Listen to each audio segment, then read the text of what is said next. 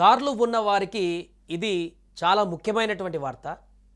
కర్ణాటకలో బెంగుళూరులో జరిగినటువంటి ఒక ఘటన ఇప్పుడు వైరల్‌గా మారింది.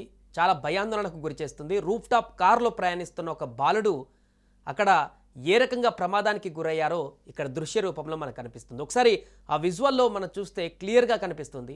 బెంగుళూరు జీవీకే రోడ్డులో ఈ ఘోర ప్రమాదం చోటు చేసుకుంది. తండ్రి కారు నడుపుతున్నాడు.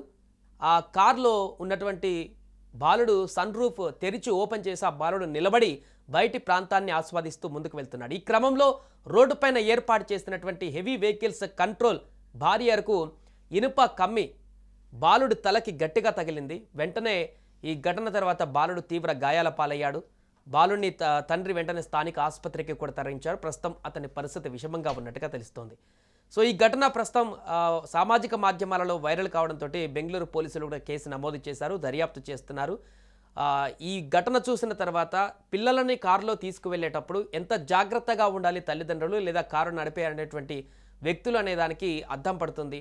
అందుకే ఎవరైనా కారు నడిపేటప్పుడు పిల్లలతో పాటు వెళ్తున్నప్పుడు రూఫ్ టాప్లో పిల్లలు లేచి నిలబడితే ముందు ఏం వస్తున్నాయి, ఏ విధంగా ముందుకు వెళుతున్నాం, ఎంత స్పీడ్లో వెళ్తున్నాం, రూఫ్ టాప్ తెరిచినప్పుడు పిల్లలు ఏ రకంగా ప్రమాదానికి గురయ్యేటువంటి అవకాశం ఉందనేటువంటి విషయాన్ని తెలుసుకోకపోతే ఇలాంటి ప్రమాదాలు ఎదురయ్యేటువంటి అవకాశం ఉందంటగా కూడా కనపడుతుంది.